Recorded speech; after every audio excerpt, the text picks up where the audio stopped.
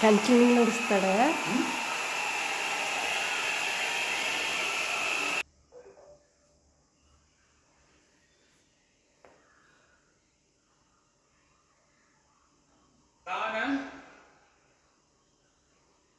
C Joseph Vijay ಎನ್ನುವ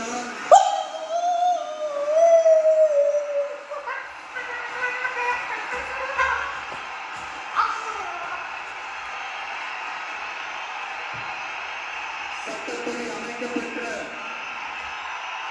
இந்திய அரசியல் அமைப்பின்பால் ஒரு வெறி சரி மாறாப்பற்றும் கொண்டிருப்பேன் என்றும்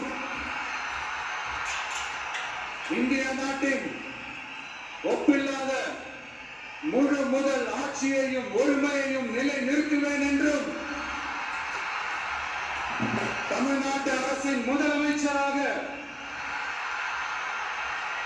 உண்மையாகவும் முழச்சான்றின்படியும் என் கடமைகளை நிறைவேற்றுவேன் என்றும்